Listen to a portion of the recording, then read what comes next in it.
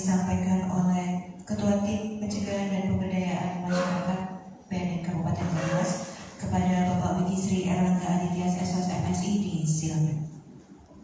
Assalamualaikum warahmatullahi wabarakatuh.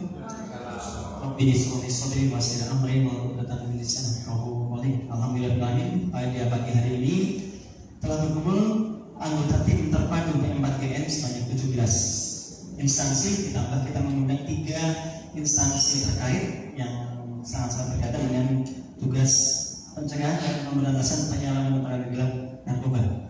Selain itu nanti kita juga akan mengumpulkan 27 camat selaku ketua tim terpadu P4GN tingkat kecamatan di kegiatan terpadu yang lain. Tujuan kegiatan kali ini nantinya yang akan menjadi narasumber adalah Bapak Wakil Bupati Banyumas sedang dalam perjalanan dan ada acara tempat lain. Beliau selaku ketua tim terpadu, kemudian Bapak Kepala BNN Kabupaten Banyumas selaku wakil ketua tim terpadu. Yang mana tujuan kegiatan hari ini diharapkan nantinya kita bisa menyamakan persepsi bahwa terdapat tupoksi dari masing-masing OPD maupun instansi terkait dengan kegiatan P4GN. Dan kita akan merencanakan penganggaran kegiatan di tahun 2024. Kami sangat memahami adanya tahun politik di 2024. Oleh harapan kami, teman-teman bersama juga pemerintah yang kami undang hari ini bisa sedikit menganggarkan maupun ada anggaran yang sudah menempel bisa terintegrasi dengan kegiatan P4GN. Kemudian tindak lanjut yang kita harapkan dari kegiatan hari ini adalah bahwa anggota tim terpadu P4GN dan instansi terkait bisa bersinergi dan aktif untuk menjalankan kegiatan P4GN. Demikian sekian laporan dari saya. Saya akhiri sekian. Wassalamualaikum warahmatullahi wabarakatuh.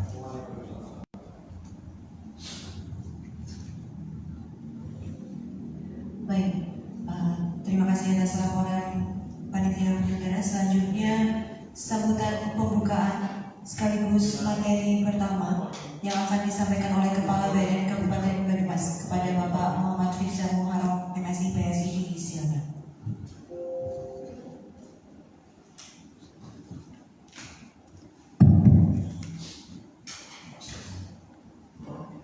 Assalamualaikum warahmatullahi wabarakatuh. Selamat pagi, semoga kita dalam keadaan sehat dan sejahtera.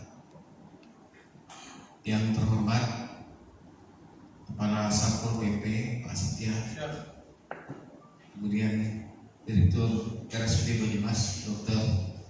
Dani yang hadir langsung, kemudian Bapak Ibu semua perwakilan dari Bakes Bangpol, mungkin apakah Pak Setia mewakili juga sebagai PLT, kemudian Kepala Dinkes Kabupaten Banyumas, Kepala Dindik Kabupaten Banyumas, Kepala Naib harus ucapan harus benar Pak, DPP KB P3A Kabupaten Banyumas Bapak, kemudian Kepala Dinsos Permades, kemudian Kepala Dinpor Rabutpat, kemudian Kepala Dinkominfo, Kepala Dinaker Kop UKM, Kepala BKP SDM, kepada Kepala Bapelitbang, Direktur Rumah Sakit Umum Daerah Haji Barang, Kabag Pemerintahan Sekda Kabupaten Banyumas, Kabag Kesra Sekda Kabupaten Banyumas, Kasat Narkotika Kabupaten Banyumas yang Polres Banyumas yang dalam hal ini wakil Pak Mulyo, Masih Dalkodim, Kepala Sentra Satria, Kepala Kantor Kementerian Agama Kabupaten Banyumas, dan juga Kepala Cabang Dinas Pendidikan Provinsi Jawa Tengah Wilayah 10. Sebelumnya saya mengucapkan selamat datang dan terima kasih atas keringanan langkah Bapak Ibu semua untuk hadir memenuhi undangan Pak Wakil Bupati sedianya. Jadi kami mohon izin untuk menyampaikan dulu materi. Sebenarnya kita belum melakukan pembukaan secara formal karena ini memang kita masih menunggu beliau. Cuma tadi diskusi dengan beberapa teman, mungkin ada beberapa kegiatan yang harus diikuti oleh Bapak Ibu semua. Maka untuk mempersingkat supaya tidak ada panjang di belakang, maka perkenankan saya menyampaikan dahulu selamat datang dan memperkenalkan diri bagi yang mungkin baru bertemu pertama kali dengan kami, terutama saya pribadi bersama Bapak Ibu semua. Kemudian nanti juga pada materi khusus kita akan memang mendengarkan langsung arahan dari Pak Wakil Bupati. Seperti dilaporkan oleh Ketua Tim bahwa hari ini Pak Wagub dalam perjalanan ya, Pak Wiki dalam perjalanan. Kita tetap acara puncaknya memang kita menunggu Pak Wagub, tapi sambil menunggu saya ingin memperkenalkan diri dan memperkenalkan rencana serta konsep dan gambaran ke depan dari kami dari BNN Kabupaten Banyumas terkait dengan P4G. Saya langsung saja ini perkenalan diri Bapak Ibu semua. Nama saya Muhammad Firza Muharram Nasution, Master of Science Psikolog. Saya backgroundnya psikolog. Sekarang semenjak November 2022 saya diperintahkan untuk menjadi Kepala Badan Narkotika Nasional Kabupaten Banyumas.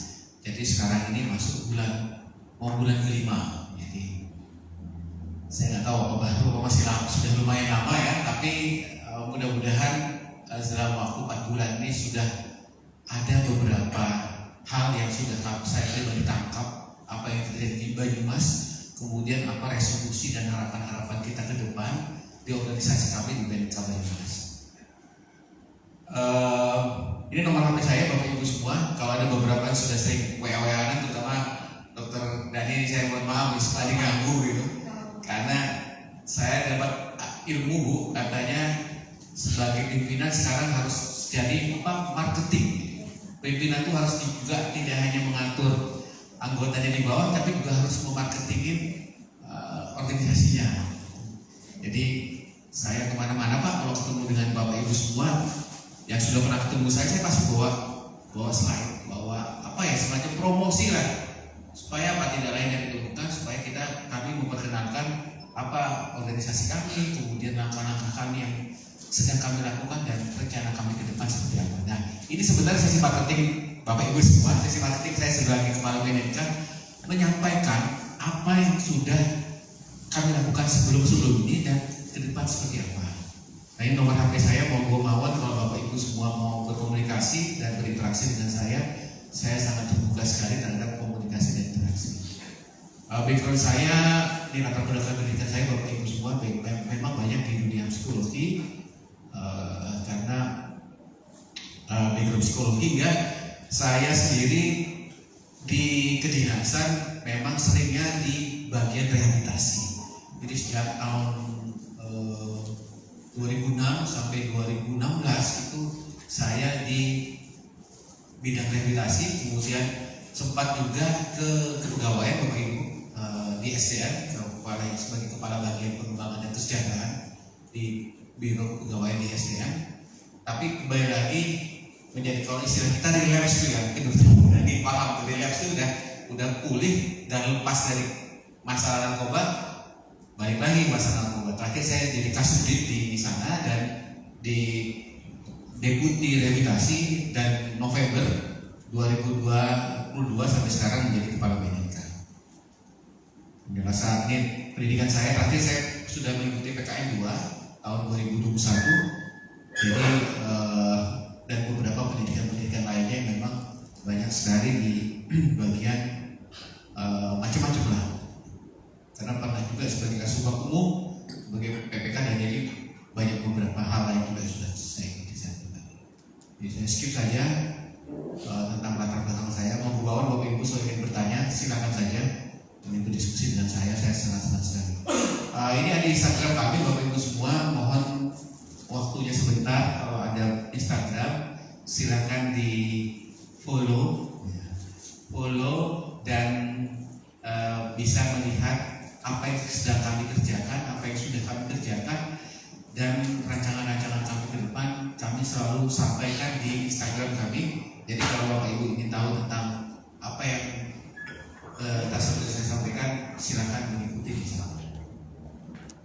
Nah, ini saya menyampaikan Bapak Ibu semua tentang aspirasi P4GN Kabupaten Banyumas melalui penguatan kolaborasi. Sebenarnya ini bahasa umumnya, bahasa kitanya itu adalah gotong royong. Jadi intinya kami berpikir bahwa sekarang zamannya kita bergotong royong. hari ini adalah hari yang sangat strategis bagi kami karena hari ini berkumpul semua tim P4KR. Di tim P4KR itu sudah ada Kep Bupati dan sudah ada rincian kerja kita bersama. Sebenarnya apa yang harus kita lakukan sesuai dengan izin pekerjaan kita.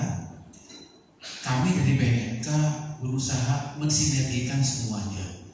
Supaya apa? Supaya perjalanan kita, tugas dan tanggung jawab kita dalam hal penanganan permasalahan narkoba itu bisa ditangani secara kolaborasi, secara bergandeng tangan satu sama lain. Nah, ini resolusi kami Bapak Ibu semua. Saya dan teman-teman punya satu resolusi ke depan bahwa harapan kami BNN Banyumas itu menjadi solusi masalah narkoba Banyumas untuk Indonesia. Itu resolusi kami. Jadi kami membuka diri terhadap semua komunikasi, terhadap semua diskusi, terhadap semua interaksi terkait dengan masalah narkoba, dan kami menempatkan diri kami untuk mencari solusi, untuk mencari pintu keluar dari permasalahan-permasalahan setiap permasalahan narkoba di Banyumas.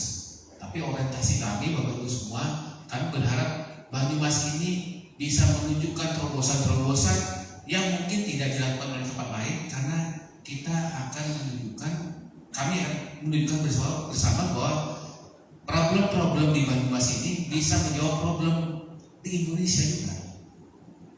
Nanti akan saya sampaikan beberapa langkah kami yang sudah kami lakukan, sebenarnya mengisi ruang-ruang kosong yang sebenarnya sering sekali menjadi permasalahan di tempat-tempat lain, tidak hanya di Banyumas.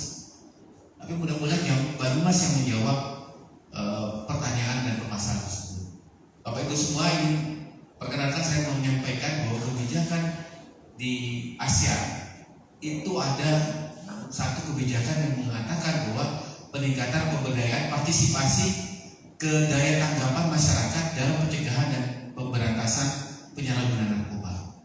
Jadi memang ini sebagai arah kebijakan ASEAN yang kami sambut dengan baik, dengan melakukan koordinasi, bersinergi, ataupun bahasa kita bergotong royong dengan semua pihak, semua komponen yang ada di masyarakat. Terutama tim P4KR ini merupakan komponen yang secara aturan ataupun alas hukumnya sudah kuat. Kita sudah punya beberapa alas hukum. Saya sampaikan kemudian di sini, ini adalah visi kami Bapak Ibu semua. Visi kami di BNN sampai 2024 itu adalah mewujudkan masyarakat yang terlindungi, terselamatkan dari kejahatan narkotika dalam angka menuju Indonesia maju yang berdaulat, mandiri, dan berkebahagiaan berdasarkan gotong royong. Semangat kami adalah semangat gotong royong, semangat saling bergandeng tangan, semangat saling berinteraksi. Makanya nanti saya sering sekali menyampaikan apa yang sudah kami kerjakan, apa yang upaya-upaya kami untuk membuka diri, untuk berinteraksi dan meyakinkan bahwa pekerjaan-pekerjaan kita akan semakin mudah, semakin terbantu ketika kita gotong royong. Nah, ini adalah gambaran Bapak Ibu semua. Ini adalah desain kami di BNNK Banyumas untuk menjawab arah ke depan menjadi Banyumas bersinar, Banyumas bersih narkoba. Kami akan bergerak di desa, karena di sanalah masyarakat kita berada. Di sanalah isu-isu mengenai penyalahgunaan itu berada. Di sanalah mereka tinggal. Di sanalah masyarakat kita ini, masyarakat Banyumas itu tinggal. Walaupun kita tidak akan melepaskan lingkungan-lingkungan pendidikan dan seterusnya, tapi kita punya konsep namanya Banyumas bersinar, dan kami akan menyasar kepada 331 desa di Kabupaten Banyumas, kepada masyarakat yang belum memahami narkoba, pernah memahami narkoba, punya masalah dengan narkoba. Melalui apa? Nanti kami mempunyai namanya Desa Bersih Narkoba. Nah, ini gambaran desain kami Bapak Ibu semua. Apa untungnya menjadi berkolaborasi dengan Desa Bersinar? Kami memberikan ruang kolaboratif dengan berbagai pemangku tugas bagi masyarakat Banyumas, memenuhi kebutuhan P4KR di Desa Banyumas, meningkatkan keterlibatan masyarakat dan meningkatkan kapasitas. Ini detail sekali, tapi silakan nanti kami sampaikan kepada Bapak Ibu semua yang ingin membacanya. Yang kami sampaikan bahwa tempat di Desa Bersinar ini membutuhkan sinergi. Key partners yang sudah kami ciptakan sampai sekarang saat ini kami sudah menjalin kerjasama dengan 7 universitas. Jadi kemarin, hari Jumat kemarin, kami melakukan MOU dengan 7 universitas dan mereka siap untuk mendukung kegiatan-kegiatan di Desa Bersih Narkoba, di kegiatan-kegiatan PPKM.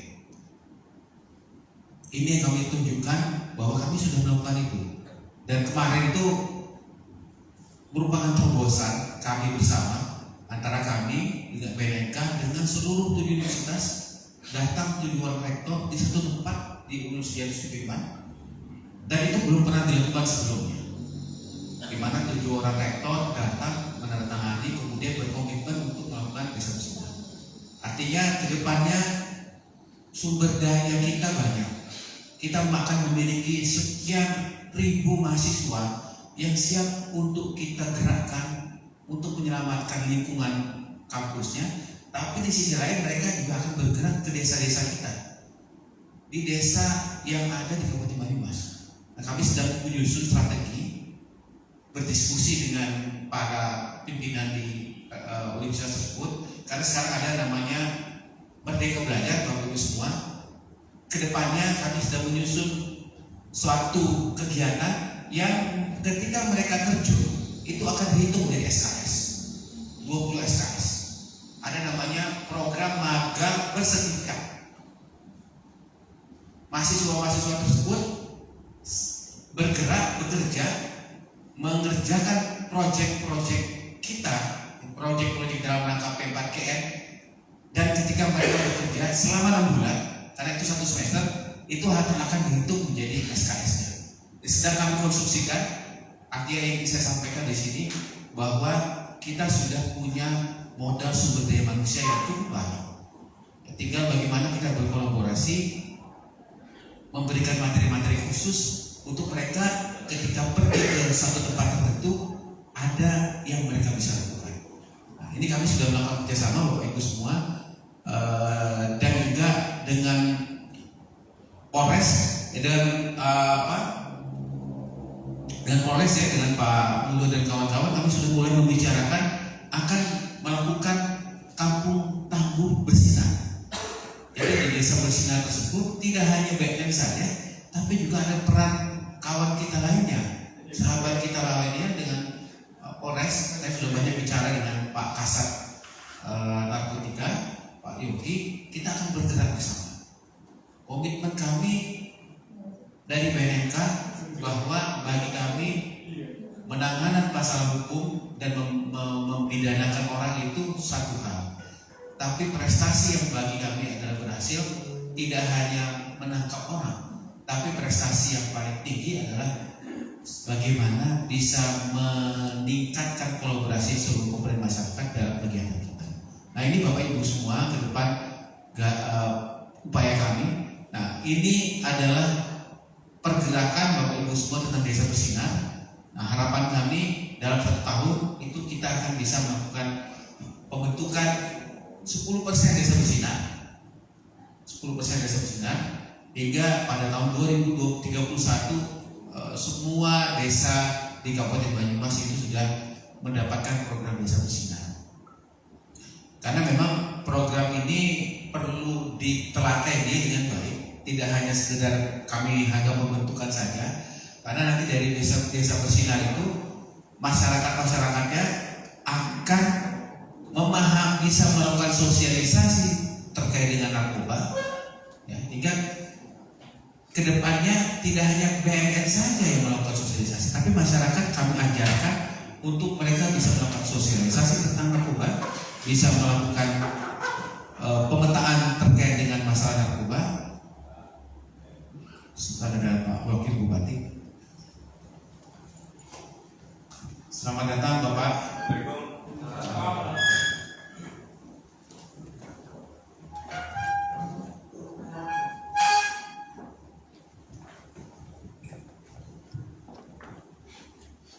Ini ya? Langsung? Oh enggak, oke.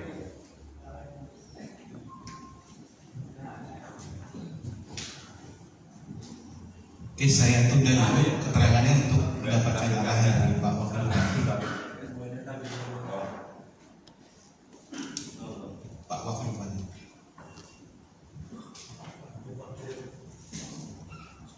Mohon izin Pak Wagub, kami sampaikan bahwa di sini sudah berkumpul tim P4GL kita Pak, yang siap mendapatkan arahan dan petunjuk dari Bapak terkait dengan upaya kita dengan P4GL. Untuk waktunya kami silakan. Bismillahirrahmanirrahim. Assalamualaikum warahmatullahi wabarakatuh. Sugeng siang, salam sejahtera untuk kita semua. Merdeka. Yang saya hormati Mas Firza dari BNN, teman-teman semuanya, nggak usah disebutkan satu persatu, tim P4GN Kabupaten Banyumas.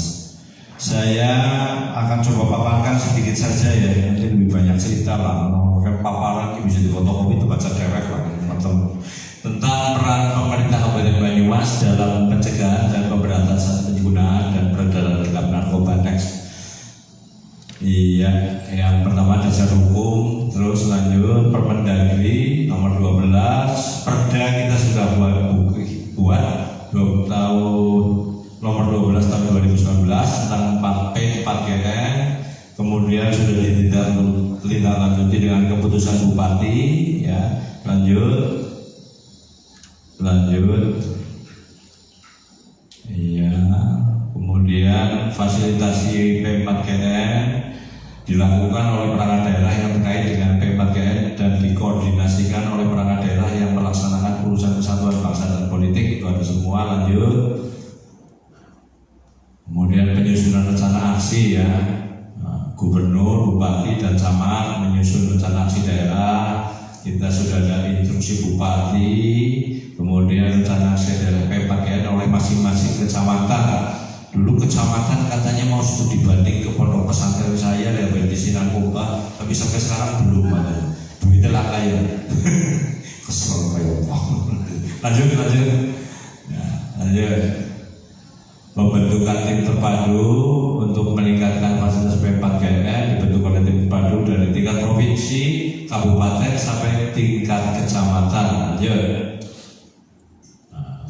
Ketua kebetulan saya itu dekat dengan narkoba, bukan pemakai loh ya, karena saya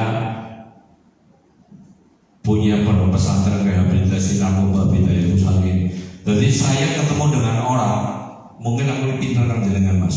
Saya diskusi dengan orang, saya bisa ngerti ini anak pakai obat pil koplo, ya, atau pakai ekstasi. Kalau minuman keras gampang, baunya kelihatan ya Mas ya. Ciu boleh gampang. Pakai ekstasi, pakai sabu itu ciri-cirinya berbeda-beda. Saya sangat hafal itu, ya. Tim terpadu kebetulan ketuanya ditunjuk saya, instansi terkait, kemudian anggotanya ada semua. Nanti dibaca sendiri saja, ya. Lanjut. Kemudian di tingkat kecamatan diketahui oleh camat, sekcam, dan anggotanya dari kepala puskesmas, kades, unsur kepolisian, polkomincam, unsur TNI juga. Lanjut. Tugas tim P4GN provinsi sampai kecamatan menyusun rencana aksi daerah P4GN. Ini modelnya mengordinasikan, mengarahkan, mengendalikan, dan mengawasi fasilitasi P4GN, menyusun laporan fasilitasi P4GN. Lanjut. Instruksi Bupati sudah ada nomor 700 tahun 2020 tentang rencana aksi daerah. Dalam penyusunan perdanya sudah ditetapkan, penanggung jawab sudah ada, Pak Kesbangpol, instansi terkait, PNK, Digas. Lanjut. Sosialisasi, ini kewajibannya dari Kominfo, publikasi mengenai bahaya narkoba. Mungkin saya tambah ya, ini saat ini bukan ada narkoba, ini ada beberapa bahaya. Saya ngomong berkali-kali. Jadi udah tahu narkolema belum? Narkolema itu narkoba lewat mata. Jogonya badan ini sama bahaya. Saya cerita ya teman ya. Berarti sudah sebulan yang lalu saya habis ngambil anak SMP kelas 2 korban narkolema dari Batam. Ciri-cirinya hampir sama seperti narkoba. Narkolema itu satu, akeh ya ASN ini. Ya enggak ada ASN yang sudah bermasalah. Judi online. Ya, kita lagi rapat ini dolanan handphone bisa-bisa judi online. Ini bahaya sekali. Orang-orang Rusia mau judi sugi. Yang kedua, video porno. Ini anak SMP kelas 1 atau kelas 2 ya Pak. Itu kecanduan video porno ya. Mohon maaf ya, ini harus dewasa ini. Kerjaannya setiap hari itu onani. Tidak pernah mau sekolah, ngamukan. Akhirnya dititipkan, suruh diambil, dijemput, saya dibawa ke pondok saya. Sekarang sudah mulai mau ngaji. Ini narkolema ternyata berbahayanya itu sama dengan narkoba. Mungkin Mas Yahya kalau untuk apa? Untuk publikasi mengenai ini narkolema, monggo kalau BNN mau studi banding ke tempat saya ya. Karena di tempat saya itu sudah jadi rujukan beberapa perguruan tinggi ya untuk melakukan studi banding tentang penanganan narkolema. Di sana korbannya sudah banyak. Ini kemudian kecamatan, BKPSDM semuanya sampai di Nagerkop UKM. Semua itu sebetulnya terlibat untuk penanganan narkoba. Karena narkoba itu musuh yang paling mengerikan sebetulnya. Kemarin baru kita baca itu ada HM ya, bintang 2 temannya SFS. Dan ini karena saya itu bergelut di bidang itu sudah dari 2013. Ya mohon maaf ya, ini sudah jamak. Sering sekali terjadi BB kemudian beredar lagi di lapangan. Satu lagi, narkoba itu bukan hanya yang mahal-mahal seperti ekstasi, sabu-sabu ya. Kita bayangkan saja kemana. Kita kan baca di media sosial, kemudian di televisi juga kita dengar dijual 1 kilo 400.000 rupiah. Kalau di pasar sekarang berapa satu gram? 1 juta. Ini bisnis yang menarik sekali. Daripada saya jadi kontraktor, jadi hotelnya bangkrut. Kalau saya bisa kulahkan narkoba sabu-sabu 1 kilo 500 juta, berarti 1 gram itu 500.000. Kalau kita jual 1 juta saja, untungnya 500.000 segram. Sekilo berapa? 500 juta. Kayaknya cepat sugih. Tapi risikonya nunggu penjara. Ya. Jadi ini bisnis yang sangat menarik. Ya. Sehingga di Indonesia ya, ini menjadi masif sekali karena salah satunya lain menjadikan keuntungan yang sangat besar. Saya nggak ngerti nih kalau di Belanda ya, saya pas di Belanda itu ternyata di sana apa? Di tempat-tempat khusus itu bebas. Apa mungkin Indonesia harus seperti itu ya? Jadi dilegalkan. Ini mohon maaf. Iya. Oh ini kita kan diskusi ya. Kalau saya daripada judi online kemudian togel berkeliaran, kenapa tidak dilokalisir saja? Seperti di Ginting umpamanya. Turki ada tempat judi, ada kasino, duitnya masuk ke negara. Kenapa nggak Nusa Kambangan dijadikan tempat untuk judi saja? Ini diskusi ya, bukan saya sebagai ini diskusi saja. Sehingga pendapatannya masuk negara susah dihapus. Yang namanya judi online kemarin ya kalau servernya ada di Indonesia bisa ditutup, kalau servernya di Hongkong, servernya di Singapura bisa tutup, kagak bisa. Orang sekarang sambil duduk-duduk, ya, ambil rapat anggota dewan misalnya di Dewan Pusat, sambil paripurna juga bisa judi online, dan korbannya juga mengerikan sekali. Ya, ada anak yang sampai orang tuanya itu sertifikatnya habis digadekan untuk judi online. Dan efek dari narkolema itu mambrah gak karuan. Saya ceritakan pengalaman saya saja. Di pondok saya itu ada anak SMP kelas 2, anaknya pejabat di salah satu kabupaten di Jogja. Kelas 2 SMP sudah menggugurkan kandungan 2 kali. Sekarang sudah lulus SMA karena pondok saya sudah disetarakan. Narkoba, video porno, pergaulan bebas. Ini yang perlu kita waspadai. Jadi tentang sosialisasi kepada bukan hanya anak SMA loh Mas Bija. Ada anak SD juga. Anak SD kecanduan narkoba yang murah-murah satu apa ya? Ampul ya. Ampun, itu isinya berapa pil, 5 atau berapa, itu harganya cuma 30.000. Dan yang perlu diwaspadai, Mas Setia Hendra, saya sudah bicara berkali-kali matur ke Pak Kapolresta, Pak Kasintel, ke Reskrim, peredaran obat-obat seperti itu tidak di apotek, karena apotek itu terdaftar di Dinas Kesehatan, ya Mbak Dani. Di toko obat, Pak. Gerbong mana? Karena mereka ternyata yang bandar-bandarnya itu kulakannya di toko obat. Saya nggak mau nyebut toko obat mana, meskipun saya sudah dikasih tahu. Ada beberapa yang ditangkap dulu sebelum saya jadi wakil bupati. Saya ajak diskusi, mereka ternyata beli di toko obat, Pak. Obat-obat narkoba daftar G. Apa ya? Zolam, Pak. Bangsanya zolam-zolam itu lah. Ya. Itu yang beredar secara luas itu bukan dari apotek, karena apotek terdata. Oke, lanjut. Deteksi dini, ini semua dinas terkait ya, tes urin kepada siswa sekolah.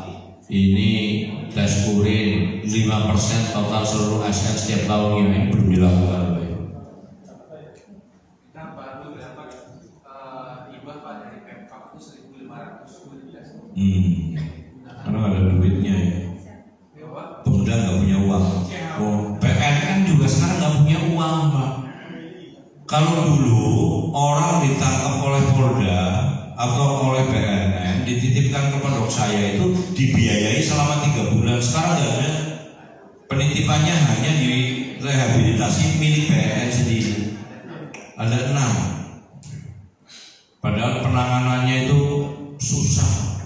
Kalau di tempat saya itu sudah tidak ada penurunan dosis. Begitu masuk, caranya diputus, harus jengking, sapu, jerit-jerit, paling ditilem sama banyu adem. Obatnya suruh dikirim. Ya.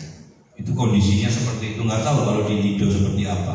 Ya. Itu ada obat buat anti itu yang kalau sakit dia dikasih sakit. Nah, mungkin pengurangan dosis ya.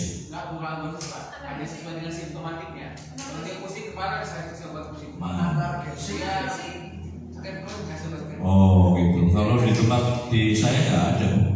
Selesai potong. Umpamanya kamu terpilih. Ini melalui di pondok saya, monggo badani sekali-kali dolan ke sana, lebih parah dari ruangan Sadeo di RSUD Banyu. Badani ini ngawur banget. Ada ruangan tempat ODGJ. Begitu aku udah wakil bupati sih mau nih Samura diganti Sadeo itu. Nggak apa-apa, mungkin nyematan kecil juga sih. Itu ya, dinas kesehatan. Ini penanganannya berbeda-beda. Kalau di tempat saya itu langsung diputus, tidak ada obat rasa sakit. Kalau di tempat saya itu makanya kamu jangan pakai itu, rasakan itu. Katanya kalau lagi sakit itu rasanya seperti apa? Ditusuk-tusuk jarum gitu katanya. Dimandiin di sana Pak. Dimandiin. Dikungkung. Iya, tilem. Ya, kalau ngamuk-ngamuk, dan ada juga yang kita kan pondoknya 3 lantai, sekarang udah pakai teralis tuh. Ada yang terjun juga ada dari lantai 3, patah kaki. Alhamdulillah belum ada yang mati. Kalau mati masalah itu. Ya, lanjut. Deteksi dini di Permades, Bakas Bangkol. Ya, lanjut aja. Pemberdayaan masyarakat ini tugasnya masing-masing ada. Ini memang harus Bakas Bangkol itu melibatkan banyak banyak unsur untuk melaksanakan pencegahan, penanganan, kemudian rehabilitasi narkoba. Ini bahaya sekali, tapi salah satu ciri-cirinya mungkin ya, orang anak yang kecanduan narkoba biasanya kecenderungan kalau di rumah itu menyendiri, udah pasti ya kalau di kamar lama, kalau di kamar mandi juga biasanya lama, nggak tahu ngapain, ya mungkin nyabu kayak di kamar mandi lama itu perlu dicurigai. Kemudian kalau orang anak pergi perlu mungkin kamarnya digeledah, mungkin ada peralatan-peralatan di situ, ya. Alasan kreatif banget ya. Lanjut. Pemetaan rawan penyalahgunaan gelap dan gelap narkotika serta pemetaan dan pemusnahan dan ganja ini jarang lah. Tapi perlu kita tahu bersama bahwa Purwokerto adalah nomor 3 peredaran narkoba di Jawa Tengah. Ya. Dan pembuatan itu sekarang udah pinter-pinter. Jangankan ekstasi,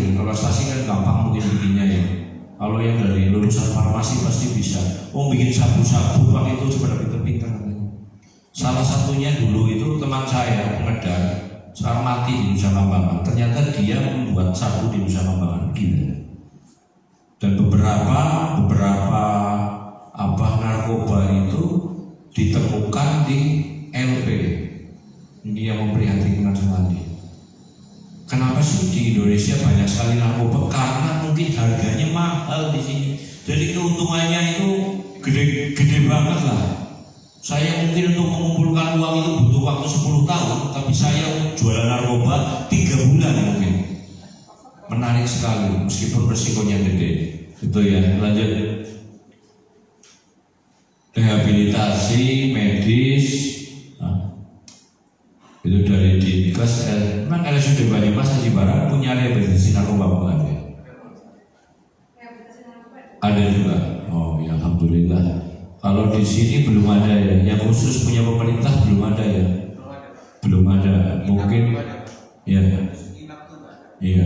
Memang rawat inap untuk narkoba itu agak spesifik ya. Itu pasti orangnya itu ahli tipu-tipu lah. Dan begitu ada kesempatan minggat pasti melarikan diri sudah apa ya. Kecuali kalau sudah mulai berasimilasi ya, dengan orang sudah bisa berdiskusi biasanya ya nggak minggatan. Tapi kunci dari orang yang kecanduan narkoba mau sembuh itu tergantung kepada diri sendiri. Ini pengalaman saya ya, bukan pengalaman pribadi ya, pengalaman santri-santri di pondok saya. Ada beberapa santri yang tidak mau pulang karena kalau pulang saya akan kumpul dengan teman-teman saya lagi dan bermain narkoba lagi. Mereka kemudian jadi guru ngaji di sana. Jadi jangan heran kalau yang pulang ngaji di sana tatonya sebadan, telinganya lubang bekas anting-anting. Ya, itu di tempat saya gitu. Kemudian pasca rehab itu ada semua, lanjut. Kemudian apa lagi nih? Penyediaan data dan informasi mengenai pencegahan dan pemberantasan penyalahgunaan dan peredaran gerak narkotika dan prekursor narkotika Dinas Kominfo. Mungkin Mas saya perlu diperbanyak, saya yang di YouTube mesti perlu diperbanyak itu ya, di videotron tentang bahaya narkoba itu yang perlu diperbanyak tentang di media-media sosialisasi tentang bahaya narkoba ya. Bisa tentang bahaya narkoba. Ada 2 kita punya videotron pemerintah, ada di depan alun-alun Purwokerto, di alun-alun Banyumas. Monggo dipakai dengan Mas saya aja. Bisa kalau yang perbaikan bisa. Lanjut.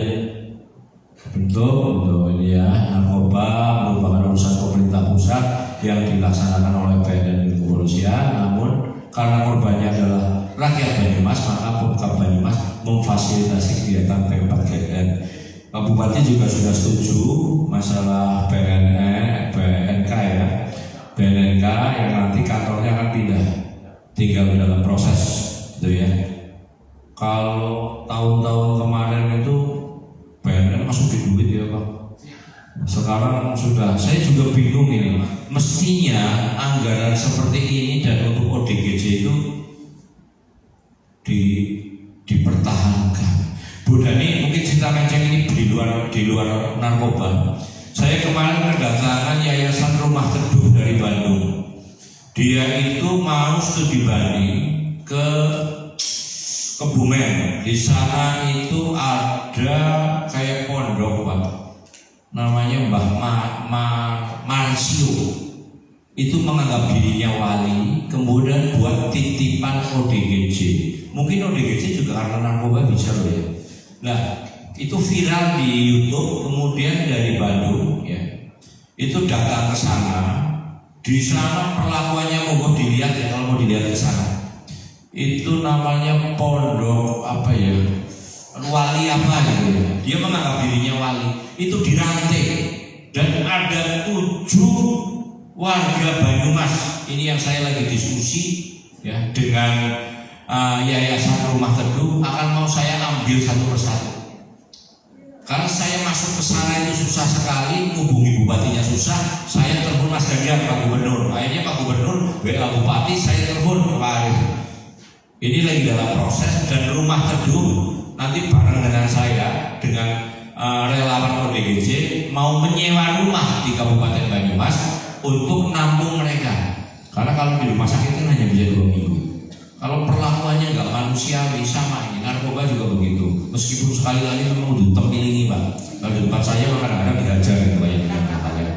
Tapi kalau penanganannya kemudian seperti dirantai seperti itu, namanya Mbah Marsio. Coba dicek di YouTube ada Kebumen. Ini kita punya 7 PR 7 kalau tidak salah. Warga Banyumas yang ada di sana satu persatu lagi saya ambil. Kemarin sudah saya bawa 2 tapi dibawa ke Bandung. Karena rumah teduh itu yayasannya di Bandung. Itu yang lain-lainnya nanti dibaca saja, nanti difotokopi boleh lanjut. Nah, itu saja dari saya. Ya, nanti kalau masalah narkoba nanti diskusinya ini ada ahlinya. Saya kebetulan ada kegiatan lagi, monggo dilanjut Mas Reza. Matur nuwun, lebih kurangnya maaf. Bila taufiq wal hidayah. Wassalamualaikum warahmatullahi wabarakatuh. Terima kasih Pak Wagub. Mungkin ingin saya sampaikan poin-poinnya Bapak bahwa dari kegiatan hari ini Pak, kita akan melakukan penelitian kerjasama Bapak PKS dengan para tim P4GN yang sudah ada di sini Pak. Dan rencana kami berikhtiar dengan 15 Maret Pak.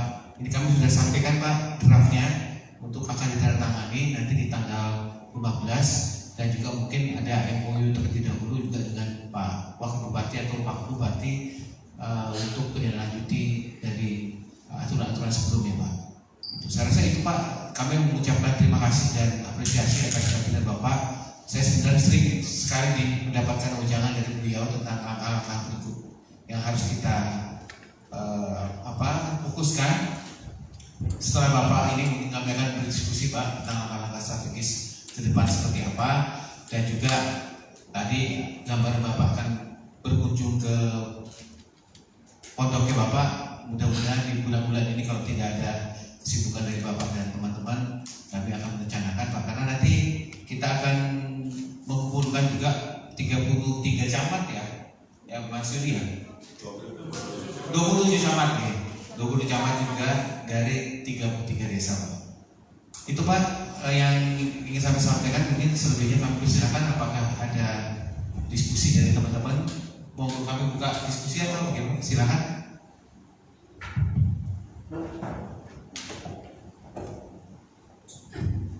Terima kasih. Assalamualaikum warahmatullahi wabarakatuh. Dari Dinas Pendidikan Bapak, ini terkait narkolema ya? Narkolema. Mungkin kan nggak kelihatan tuh gejalanya ya Pak, untuk seseorang atau siapapun mereka, teman atau saudara kita. Sebagai keluarga atau teman dekat, bagaimana mengatasi kalau ada teman kita atau saudara kita yang terkena itu kecanduan judi online gitu Pak? Diawasi Mbak. Ya. Contoh gini, ya. Anak saya hobinya IT, main game dari SD. Tidak saya perbolehkan untuk dolanan rental. Tapi memang mohon maaf ya, saya sediakan apa yang dia butuhkan, saya disayang di rumah, teman-temannya pada datang ke rumah. Salah satu pusat peredaran awal dari narkoba adalah di tempat game online dan rental komputer. Orang kalau sudah makan itu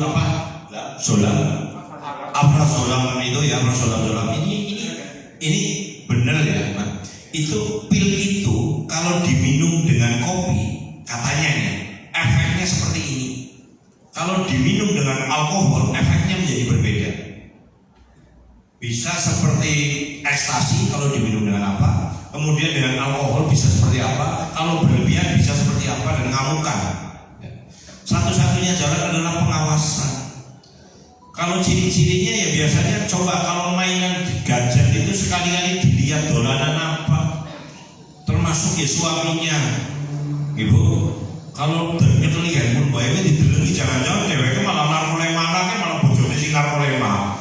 Ya, banyak teman-teman saya yang usahanya hancur gara-gara kepengen sugih dengan cepat.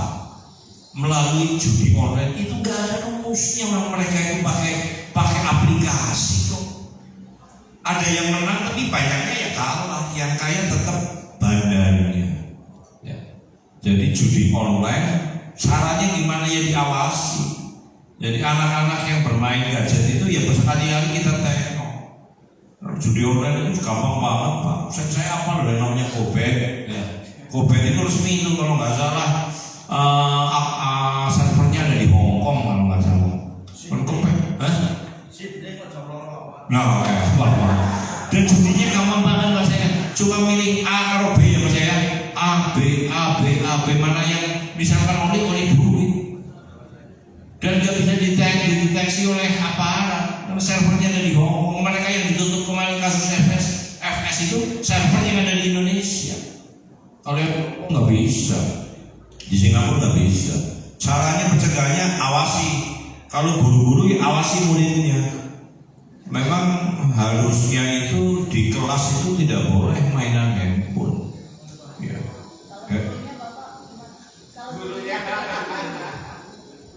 Ya gurunya ya wis tua ya. Yang awasi ya suaminya atau istrinya. Ini di tempat saya juga banyak bapak-bapak nakal dan ibu-ibu nakal ya. Saya pondoknya itu ada yang putri, ada yang putra, tapi dipisahkan. Jujur saya dulu sebelum jadi wakil bupati paling senang ke pondok itu kalau habis malam Natal sama malam Natal baru, tangkepan cewek-cewek cakep itu banyak di sana. Saya tanya ternyata mereka itu yang ada di diskotik, di karaoke, di klub malam belum tentu orang mampu loh. Ada yang memang anaknya orang kaya, hobinya dugem. Tapi ada anak cantik, orang nggak mampu, hidupnya kepengen mewah, akhirnya apa? Jual diri.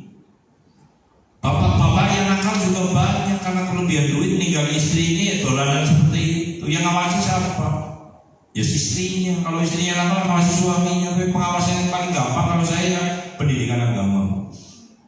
Ya. Makanya di sana di tempat saya itu ya obatnya itu tidak ada anti rasa sakit. Kalau sakit rasa enam ya. Obatnya kalau sudah begitu direndam di air dingin kemudian mentas suruh dikir sampai pagi. Sampai ketiduran setiap hari seperti itu. Nanti gimana ya? Kalau guru-gurunya ini angel ngomongnya, karena itu sudah dewasa ya. Cita. Itu ya, ya teman.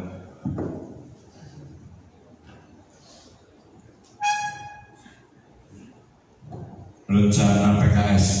Ini PKS itu. Jangan PKS Bapak kerjasama Pak. Kerjasama PKS. Duduk partai dulu ya.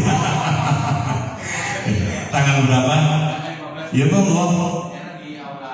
Iya monggo saja. Hari tanggal berapa ya Pak? Hari Minggu. Amin. Ya monggo saja, nggak apa-apa. Ya itu segera dilakukan aja, dipercepat saja. Nggak ada arahan lah, ya dengan kita ikutin aja. Pemda paling kalau ada PKS, ya dengan bikin draftnya, pasti nanti kita kasihkan ke bagian hukum. Harus dikasih bagian hukum, kalau bagian hukum bisa setuju ya Pak Bupati pasti oke. Itu aja Mas. Oke, menurut. Silakan monggo mungkin ada yang rekan-rekan lain, ada Pak Bupati. Monggo Bapak Ibu kami persilakan untuk bertanya. Dr. Dani ada yang ingin disampaikan? Di belakang. Terima kasih. Assalamualaikum warahmatullahi wabarakatuh. Yang terhormat Bapak Wakil Bupati dari Pak Firza dan Kabupaten Banyumas, izin menyampaikan beberapa hal. Yang pertama, Rumah Sakit Banyumas sebagai salah satu pelayanan untuk pasien-pasien nafsa, jadi dengan nafsa. Dan kebetulan kami memiliki dokter spesialis kesehatan jiwa, ada 4 dokter, dan salah satunya yaitu Dr. Taufik Hidayat yang khusus menangani pasien-pasien nafsa. Selain rawat jalan, kami juga menangani untuk yang rawat inap. Tetapi memang saat ini BPJS sangat strict Pak, sangat ketat. Nah, betul yang Pak Bupati sampaikan bahwa untuk pasien-pasien ini pinter apa ya? Jadi dulu saat belum ada fingerprint itu memang satu pasien ini ada yang keluarganya yang datang. Tapi sebenarnya obatnya tersampaikan apa tidak itu belum tentu Pak. Jadi sangat gunanya seperti itu. Kemudian dengan adanya fingerprint, pasien pertama kali fingerprint yang bersangkutan, tapi begitu ada kontrol bulan berikutnya bisa berbeda orangnya. Ini kami temukan betul, sehingga kan tidak bisa dilayani karena sudah berbeda. Seharusnya namanya sidik jari kan mau kapan mau dipakai harus sama, ternyata ini tidak berbeda. Itu kendala di rumah sakit Banyumas, tapi alhamdulillah sekarang untuk masalah penanganan nafsa sudah terkondisikan dengan baik. Jadi yang seperti itu mudah-mudahan semakin terkurangi dan penyalahgunaan obat, karena kami rumah sakit Banyumas memang yang terbesar di Polda Banyumas untuk penanganan pelayanan pasien nafsa ini. Yang kedua, mendengar cerita Bapak tadi, sebenarnya kalau yang disampaikan bahwa untuk pondok Mioso itu ya, kemudian itu ini sebenarnya kalau kami menangkap berarti mbahnya itu malah justru sudah saya paham besaran Pak, orang biasa tapi menganggap dirinya itu wali, jadi paham besaran. Salah satu tanda-tanda saya mohon maaf tadi Bapak ODGJ kan itu Pak, jadi aku menganggap dirinya lebih daripada yang lain. Otomatis pemberlakuan terhadap pasien-pasien yang ditangani jadi tidak manusiawi gitu. Mungkin memang betul sebaiknya yang seperti itu segera dilakukan pencegahan agar tidak niatnya mengobati tapi malah semakin parah. Itu hanya beberapa hal yang saya sampaikan, termasuk yang disampaikan oleh Pak Mirza. Kami siap bekerjasama dengan BNN terkait dengan penanganan pasien-pasien nafsa. Mudah-mudahan kami dapat bekerjasama dengan baik. Itu saja, mohon maaf kurang lebihnya. Wassalamualaikum warahmatullahi wabarakatuh. Nggak ada pertanyaannya dia Pak ya? Ya, aku sih bingung loh Mbak dari fingerprint. Ini kan tertera fingerprint saya. Apa besok misalkan saya korbannya nih mau minta obat ya pakai fingerprint, lah esok pas setia lain gak sih ngebu bisa juga obatnya? Nggak bisa kan? Iya. Ini mohon maaf ya sebenarnya. Salah satu saya buka saja ya, kita kan diskusi benar. Salah satu yang perlu diantisipasi adalah penjualan obat-obat psikotropika dari rumah sakit. Mungkin yang dulu itu. Itu apa dicurigai seperti itu. Iya. Itu jujur ya, dari beberapa bandar kecil yang saya ceritakan tadi, mau karena badan buka jadi aku buka. Di samping toko obat mereka belinya ternyata ke oknum rumah sakit. Ya, menjual obat-obat psikotropika itu kan dari BPJS kemudian dilepaskan. Tapi dengan ketatnya rumah sakit Banyumas saya harapkan nggak ada. Dan saya tidak akan memerintahkan ruang Sadewo untuk diganti namanya jadi ruang Husein. Ruang Setia lain dong. Ini Pak, ini ada dari Polres Narkoba terkait dengan yang Bapak sampaikan tadi tentang obat-obatan, peredaran obat-obatan. Mungkin Pak Mulyo bisa merespon sedikit Pak tentang apa yang disampaikan oleh Pak Wabu tentang kemungkinan peredaran obat-obatan di toko obat Pak. Iya. Assalamualaikum warahmatullahi wabarakatuh. Yang kami hormati Bapak Wakil Bupati Banyumas, Pak Mirza dari BNN Kabupaten Banyumas. Mohon izin untuk menyampaikan sedikit bahwa temuan yang dilakukan selama saya masuk di Satres Narkoba bahwa kemarin terakhir 4 bulan yang lalu lah kurang lebih itu ada marak yang dikatakan warung Aceh. Warung Aceh itu warung yang notabene berkamuflase menjual minuman kayak tisu dan sebagainya di situ, snack, tapi sebenarnya menjual obat itu, obat-obat penenang yang tadi seperti disampaikan tadi itu. Hasil dari proses yang kami lakukan bahwa mereka dapat obatnya itu dari wilayah Jakarta maupun dari Bandung. Itu. Jadi kita nggak tahu itu dapatnya dari mana, kita sumbernya, karena kita untuk melangkah sampai ke sana itu sudah putus Pak. Jadi kita nggak ngerti dari apakah dari toko obat atau dari apotek atau dari pabriknya sekalian. Itu seperti itu. Kemudian ada beberapa juga pengungkapan yang kita lakukan bahwa pemakai atau penjual obat itu Nyusul tadi disampaikan bahwa ada memang apotek yang notabene memfasilitasi untuk obat itu keluar. Jadi ya justru kemarin juga ada beberapa dokter yang kita minta keterangan terkait memberikan resep yang sebenarnya tidak boleh diberikan kepada yang bersangkutan karena prosesnya sendiri itu sudah salah. Jadi misalkan saya mengaku sakit kepada dokter yang notabene itu dokter umum, bukan dokter spesialis, dan saya sebenarnya sehat tapi mengaku sakit. Nah, intinya dia supaya mendapatkan resep untuk bisa tembus ke apotek. Itu kesalahan pertama. Kedua, kenapa kok dokter sendiri hanya dengan saya membawa fotokopi KTP itu juga memberikan resep? Jadi saya sendiri, saya membawa fotokopi 5 fotokopi KTP atas nama orang, itu diberikan resep juga. Itu yang terjadi Pak Wakil Bupati. Jadi setelah mereka dapat resep, nebuslah di apotek. Dan saat nebus itu pun saya sendiri ya Pak. Jadi tidak perlu siapa nama KTP ini ikut hadir di situ. Jadi ini saya Pak. Jadi kejadian seperti inilah yang menjadikan beredarnya obat-obat yang semestinya tidak boleh beredar di masyarakat. Jadi mohon mungkin nanti kepada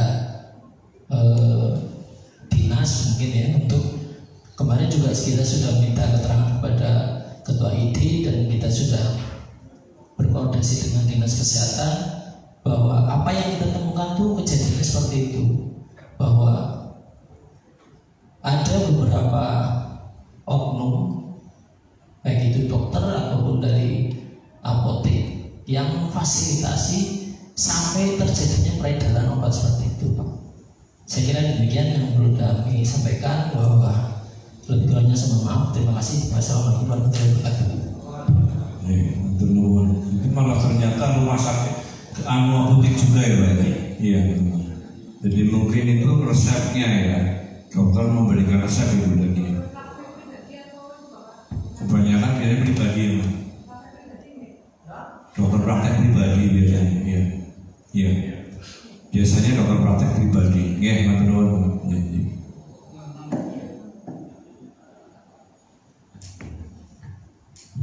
Cukup Bapak? Oke. Demikian sesi foto bersama lagi. Mohon berkenan Bapak Wakil Bupati Banyumas untuk sesi foto bersama Bapak. Monggo Bapak Ibu pada foto bersama. Silakan.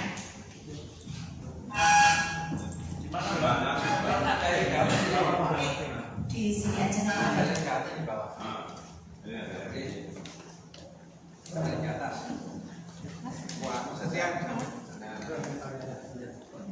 Habis cukup. Mau narap pindah. Tadi mau pindah meja.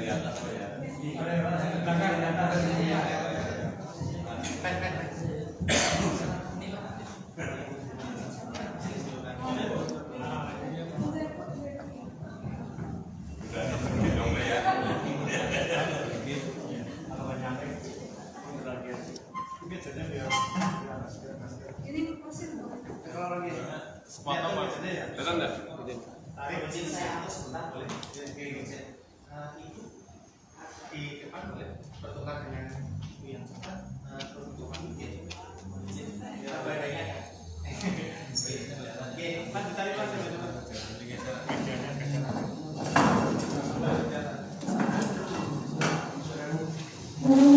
Lepas. Diputar aja diputar.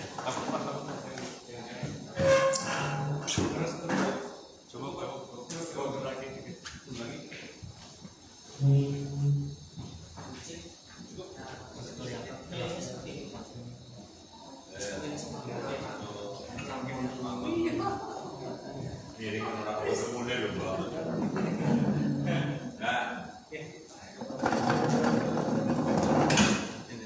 Seluruh mata non sewu menuju ke lensa kamera. Saya bawa 1, 2. 1, 2. Ini mungkin dengan ini. jantung. Sebagai dokter tangan kiri semua. 1, 2. 1, 2.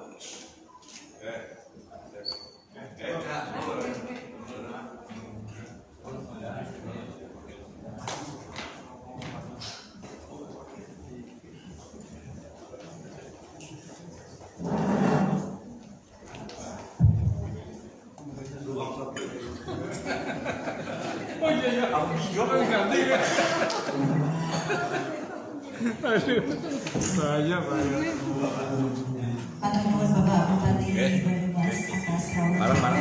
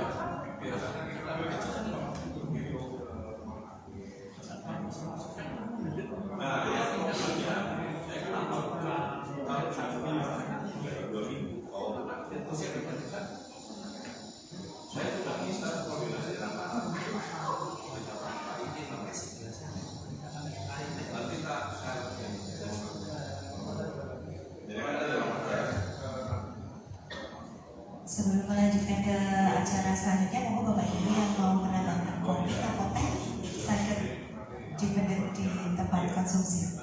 Kalau ada kasus narkoba, kami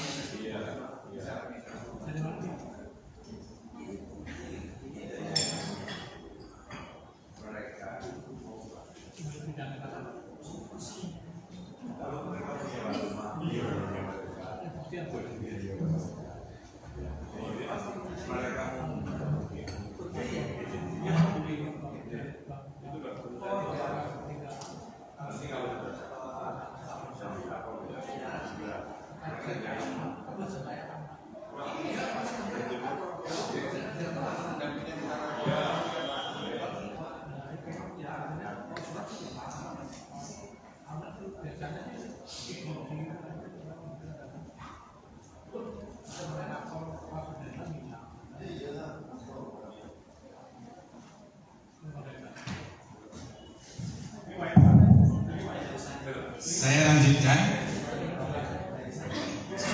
Tidak terlalu lama lagi. Saya juga tidak ingin menyita waktu Bapak Ibu semua. Yang mungkin saya menyampaikan semangat kita dan juga rencana strategis kita ke depan.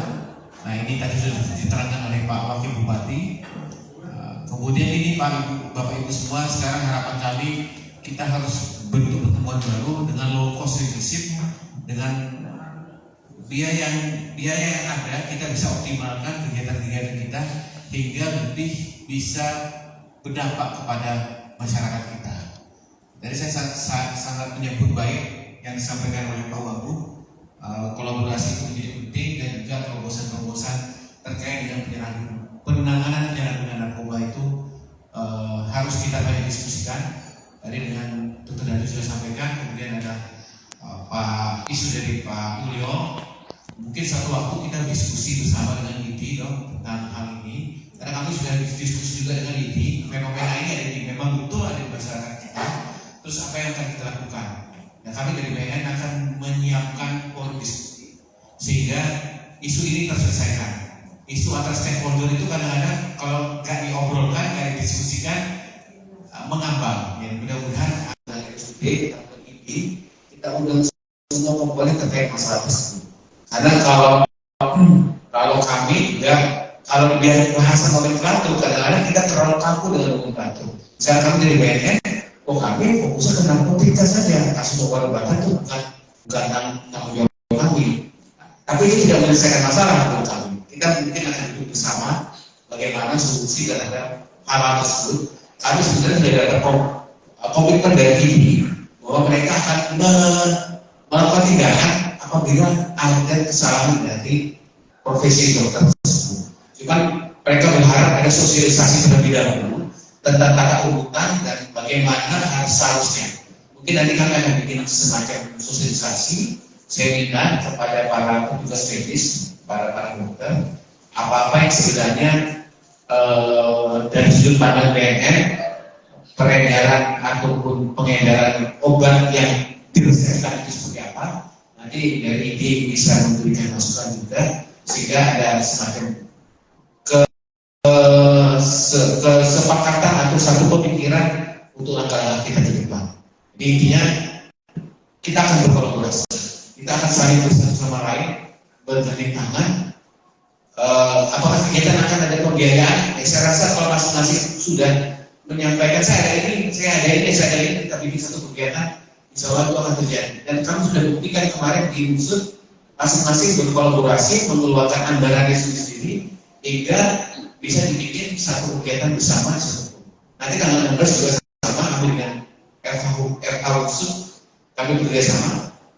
Dan alhamdulillah kita sudah ada dukungan dari Bursa, dari dukungan dari BRI, dan Bank Indonesia juga akan sangat apresiasi terhadap kegiatan-kegiatan kita, hingga mudah-mudahan kalau pembiayaan tidak cukup kita bisa dapat sponsor dari pihak sponsor tersebut. Kemudian ini gambaran kami ke depan, saya rasa itu saya umum saja, ini pertanyaan kami Bapak Ibu semua. Berharap ke depan kita akan melakukan banyak sekali kegiatan-kegiatan di HUT BNN. Di bulan Maret kami termasuk hari ini adalah dalam rangka HUT BNN. Kemudian nanti akan ada beberapa seminar. Di bulan Mei ini rencana kami akan melakukan seminar nasional tentang rehabilitasi dokter. Jadi rencana kami akan menjawab apakah pengguna ganja itu bagaimana direhabilitasi. Terus sekarang kami ingin mengcounter seperti disampaikan oleh Pak Wakil Bupati tadi, mengcounter legalisasi ganja. Sekarang isunya adalah ganja yang ingin dilegalisasikan, tapi apakah kita siap? Apakah masyarakat kita itu siap kalau ketika ganja itu dilegalisasikan? Nah, kami nanti akan memberikan pandangan, bayangan, ternyata ganja itu ada beberapa alternatif, katanya bisa dibuat yang memang belum ada bukti ilmiahnya digunakan untuk solusi masalah kesehatan. Tetapi pertanyaannya, bagaimana orang kecanduan ganja? Betapa sulit mereka recovery, betapa sulit mereka pulih kalau mereka tidak masalahnya. Nanti ini akan kami bahas ke depannya, dan beberapa kegiatan ini kami akan bersinergi dengan BNN. Kami akan membuat aplikasi desa tersinar yang bisa menghubungkan antara desa tersinar yang ada di Kabupaten Banyumas. Kemudian nanti Agustus akan ada rencana kegiatan dalam rangka HUT BNN ini, lomba antar desa tersinar yang ada 33 desa tahun ini. Dan di bulan Oktober juga ada seminar nasional dengan IDI, KIMSI, profesi lainnya terkait dengan Hari Kesehatan Internasional. Mungkin di antara ini, seperti tadi disampaikan diskusi kita, ada Pak Mulya, ada Dr. Nadi, mungkin kita akan mengadakan di sebuah grup diskusi di waktu-waktu ini tentang isu tata laksana resep, pembuatan resep oleh profesi dokter. Mungkin kurang lebih seperti itu. Ada tata laksana yang disepakati bersama untuk dilakukan, dan bila dokter melakukan pelanggaran, maka ini yang akan melakukan tindakan. Karena kita tidak bisa melakukan tindakan terlalu jauh. Yang bisa melakukan tindakan akhirnya organisasi profesinya. Nah, kita nanti mungkin Pak Mulyo kita diskusikan, kita coba tarik diskusi ini dan kita menguatkan secara kesepakatan nanti yang melakukan tindakan tentunya dari organisasi profesi. Kalau dia akhirnya tidak melakukan tata aturan sesuai dengan aturan profesi, mungkin apakah itu ada jerat hukum yang siap menanti dia, kita tidak tahu. Nanti kita akan diskusikan. Mungkin Nanti di forum tersebut masing-masing kita menyampaikan pandangan. Kami dari BNN menyampaikan pandangan tata laksana untuk resep obat-obatan tertentu. Kemudian dari ini bisa menyampaikan tata laksana kalau ada melakukan pelanggaran terhadap kode etik. Kemudian rekan-rekan dari kepolisian bisa menyampaikan materi bagaimana kalau sudah melanggar kode etik, kemudian jerat hukum apa yang bisa dihadapi oleh mereka-mereka yang terdeteksi melakukan pelanggaran tersebut. Jadi kita akan adakan suatu forum dan kami akan menginisiasinya, kita akan diskusikan tentang ini. Kemudian nanti insya Allah nanti di Desember kami akan melakukan yang boleh PPTN karena kami sudah berkomunikasi juga dengan keluarga pramuka hingga di bulan Desember nanti ada acara puncak kami dari mereka. Puncak kita bersama Bapak Ibu semua, kita memberikan sertifikasi dan kita memberikan wilayah bersinar di mana, RSUD bersinar, kemudian Polres bersinar. Setelah kita melakukan beberapa langkah menuju ke sertifikasi bahwa wilayah kita adalah bersinar. Saya rasa itu yang kami sampaikan. Terakhir ini resolusi kami dari BNK Banyumas. Semangat kami Bapak Ibu semua untuk bisa bergandeng tangan bersama lain dari segala masalah narkoba Banyumas untuk Indonesia. Silakan Ibu.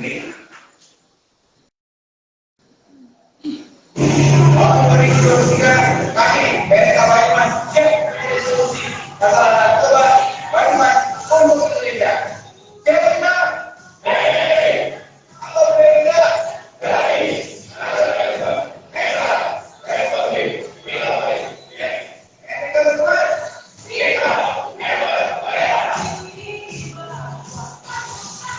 Terima kasih. Dari saya itu, Assalamualaikum warahmatullahi wabarakatuh.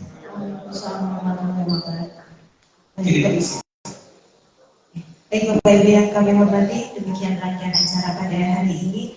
Terima kasih atas kehadiran dan mohon maaf apabila kami terdapat kesalahan. Untuk itu, mari kita tutup acara pada siang hari ini dengan bacaan basmalah bersama-sama.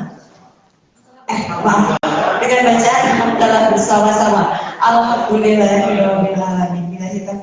Wassalamualaikum warahmatullahi wabarakatuh. Sebelum pulang, kami persilakan ada makan konsumsi, sudah kami persiapkan makan siangnya. Dan mohon izin nanti ada sedikit paparan terkait perjanjian kerjasama Ibu Bapak sangat guys ya. Dari ini sambil tamunya beredar, sambil ada penjelasan tentang perjanjian kerjasama dari tim Huker BNN Kabupaten Banyumas.